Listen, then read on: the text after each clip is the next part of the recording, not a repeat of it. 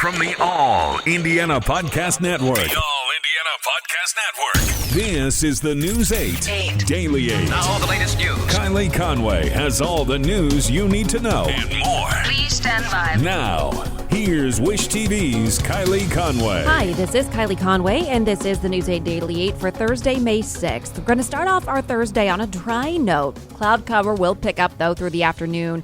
Ahead of our next chance for rain, isolated showers and storms will start Thursday and become more widespread close to sunset. Highs will stay below average, topping out in the low to mid 60s.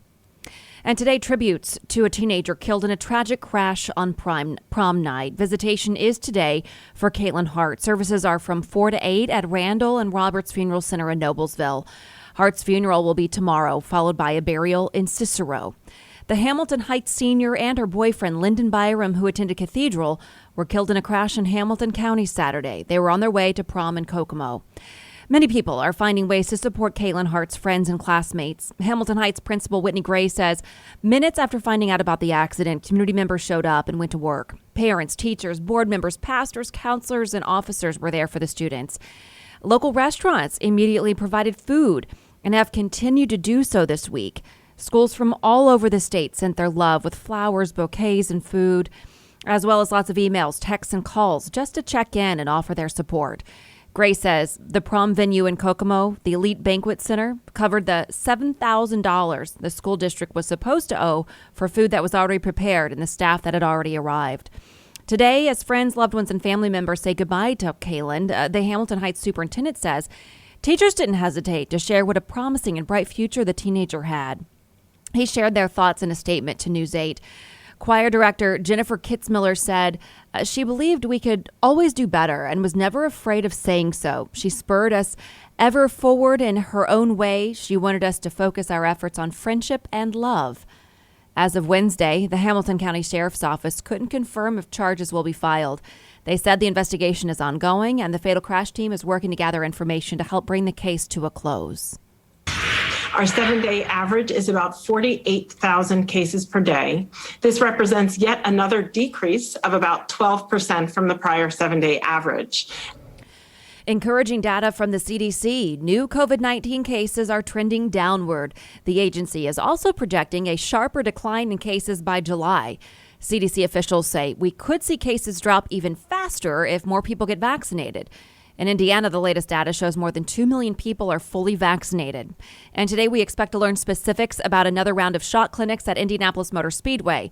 State health leaders and track officials say they're going to give the details this afternoon. The track served as a mass vaccination site for 16 days last month. Marion County is operating under new COVID-19 restrictions. Outdoor events, including at sporting venues, are allowed to host people up to 50% capacity. Indoor events are still capped at 25%. The county's health director, Dr. Virginia Kane, says large events or gatherings need to have contact information for everyone in attendance for contact tracing. Dr. Kane is promoting the importance of getting your shot. And the more people who are vaccinated in our community, the less likely we are to see further outbreaks and the need for retightening of restrictions to slow the spread. At last check, more than 255,000 people in Marion County are fully vaccinated. And 2 new studies are analyzing how effective COVID-19 vaccines are against variants of the virus. A nationwide study in Israel showed Pfizer's vaccine was 96.5% effective at preventing infections 2 weeks after the second dose, including those caused by the UK variant.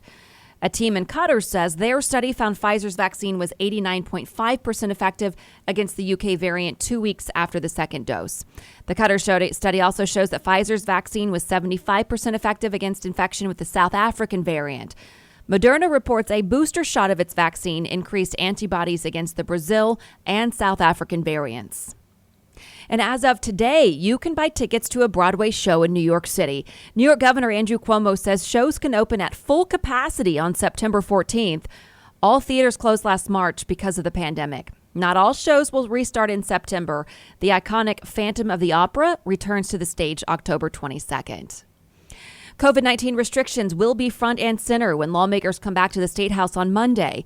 Both the Senate and House could vote to override Governor Holcomb's veto of Senate Bill 5. That bill limits how local health officials can impose emergency restrictions stricter than the states during health emergencies like the pandemic. If the bill is overridden, Marion County businesses would not have to allow the mask mandate or capacity restrictions. One business owner would welcome the change. I would definitely take advantage of it. Being a business owner, who knows how long it'll last.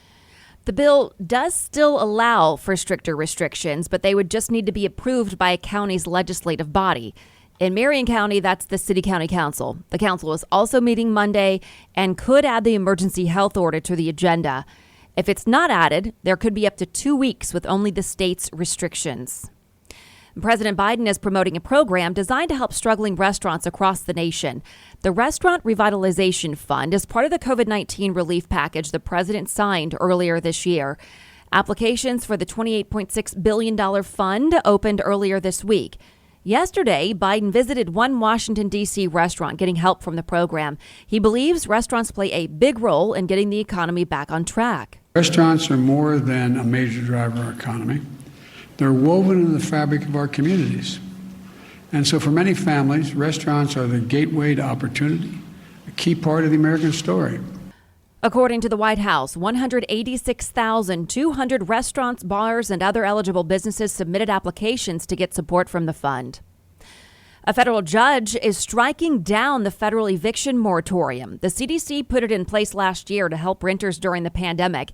The judge says the agency overstepped its authority in issuing the moratorium. The Justice Department says it will appeal the ruling. And today is a National Day of Prayer. According to the White House, today is the day people will use prayer to recommit ourselves to the core freedoms that help define and guide our nation from its earliest days. President Biden says he invites Americans to give thanks for our many freedoms and blessings. Every year, the first Thursday in May is designated a National Day of Prayer. And this morning, there are new details on the moments leading up to a deadly tour bus crash in Arizona that killed a woman from Indiana. Investigators found the bus was speeding while on its drive to the Grand Canyon. The crash happened in January. The bus was carrying 48 people when it went off the road and flipped on its side. The report does not say that speed specifically caused the crash. Authorities say they're waiting for toxicology tests on the driver and the autopsy report for Shelly Ann Vogus. The victim lived in Boonesville.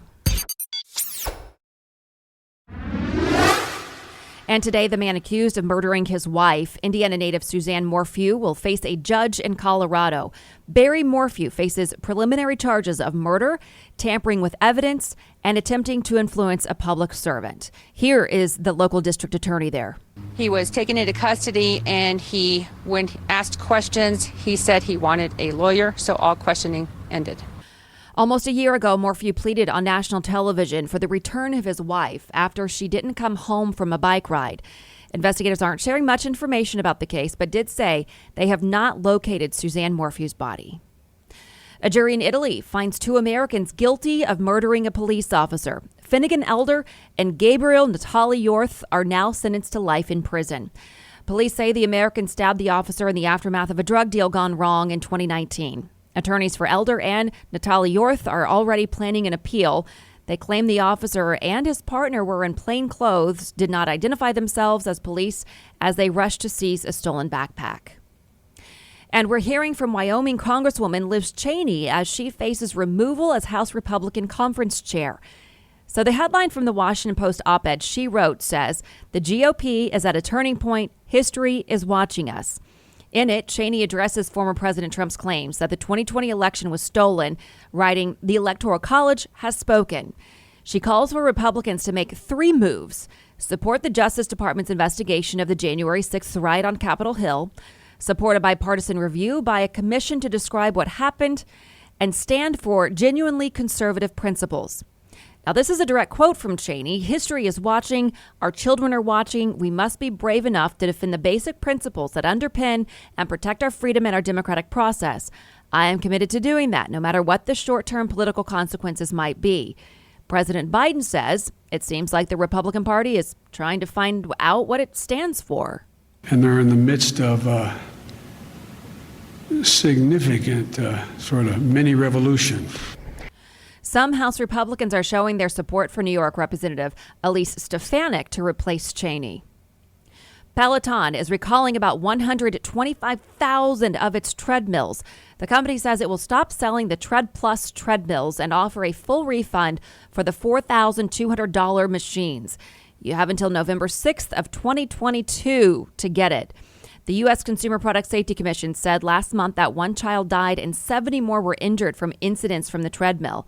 Peloton initially said the machine was not dangerous. Its CEO now says the company made a mistake by pushing back. And now from the Colts camp, today is the last day of the Kicking the Stigma virtual fundraiser. As of this morning, the team is almost halfway to its goal of raising $300,000. This is the final day to bid on auction items. Today is Take Action Thursday. The Colts Roundtable will offer information on how to take control of your mental health. It will also highlight the work the team's doing with community partners. A new larger-than-life honor can now be seen at the Indianapolis Motor Speedway for the Indy 500's reigning champ. Takuma Sato is front and center with a banner unveiling above Gate 2. It was unveiled yesterday. Sato helped with the last hook. He tweeted saying he is so excited to welcome fans back at the Indy 500. And this morning, Indianapolis leaders hope the 500 Festival's energy brings life and money to the city. Chevy Camaros filled Monument Circle yesterday to kick off the events for the month. Mayor Joe Hogsett says if expectations meet reality, the impact of the race could bring in hundreds of thousands of dollars to the local economy. But to have 135,000 people coming to Indianapolis, and frankly, many, many thousands more who will come to the city just to be here for the race, has a profound economic impact, positive impact on our city. And a congratulations to the winners of the May coloring contest. 12-year-old Abby Mattingly of Indianapolis drew a notable Indiana landmarks picture, and 10-year-old Heidi Smith from Lafayette focused her drawing on the Indy 500. And both girls are getting a $500 scholarship for their work.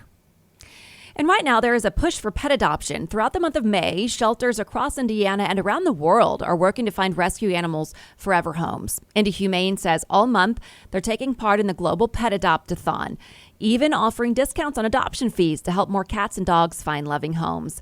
The shelters partnered with North Shore Animal League America, the world's largest no-kill rescue and adoption organization, for the 27th year of this adopt-a-thon. Right now, around 2,000 shelters are participating. At Indy Humane, there will be $50 off dog adoption fees and half off of all cat or kitten adoption fees throughout the month of May. COVID-19 has obviously changed this year's adopt-a-thon a bit, though. While reduced adoption rates go from now through May 31st, you must make an appointment before showing up. Indy Humane is open Tuesday through Saturday. You can fill out an adoption application online before coming to the shelter. And it was a successful touchdown for SpaceX. The company launched and landed a prototype of its Starship SN-15. According to SpaceX, this is the fifth high-altitude test flight of a ship that could be used to carry people and cargo to space.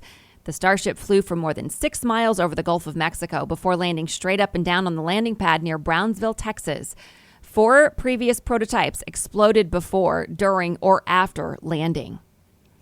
To business headlines now, a blood test may help the diagnosis and treatment of depression. Now, a group of neuroscientists at Indiana University in Indianapolis think they found a set of markers that can do all this. They've been working with data and blood samples collected over the course of 15 years from hundreds of patients at the Indianapolis Veterans Administration Medical Center. They're seeking regulatory approval. In every state, in almost every category, fraud is on the rise, and it's costing people billions of dollars. Quote Wizard says fraud in Indiana rose 96% to a total of $31 million. Criminals have used identity theft scams to take advantage of unemployment programs, stimulus payments, and other newly created government relief efforts. Walgreens says it can now deliver 24,000 of its products to customers' homes within 2 hours. The pharmacy retailing giant said that no minimum purchase is required, and items, delivery hours, and fees will vary by location. Prescriptions are not included in this latest delivery announcement, but grocery items, household products, medicines, and treatments are included. KFC is looking to fill 20,000 part-time and full-time positions nationwide. The restaurant industry is feeling a labor crunch just as consumers are returning to eateries with extra cash in hand. The nationwide roles include cooks, restaurant management, customer service, shift supervisors, and assistant managers. Pandora says lab-made diamonds are forever. Concerns about the environment and working practices in the mining industry have led to growing demand for alternatives to mined diamonds. They're cheaper as well, costing a third of mined gems. And finally, to the Pacers, tensions boil over in front of everybody. Third quarter of a bad loss last night, Goga Bitadze and assistant coach Greg Foster got into a heated exchange, leading other players and coaches to keep the two apart, as Foster just kept shouting. The dust-up comes just as the team is at the center of reports about locker room tension. Head coach Nick Bjorkgren talked about the confrontation after the game. I don't make excuses for things. I'm a young coach and I'm learning and I'm growing and I'm trying to be better. You know, I gotta coach better. You know, and this is on me. You know, I'm the head coach and things should be pointed at me and rest on my shoulders. As far as the game, the Kings took an early lead and never let the Pacers back into it. 104-93 was the final. The Pacers only have 7 games left to lock up a playoff spot. Next up, the Hawks is tonight at Bankers Life Fieldhouse.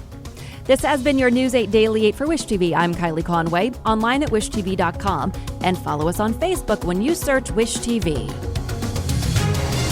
Check out more podcasts from the All Indiana Podcast Network now at allindianapodcastnetwork.com. allindianapodcastnetwork.com.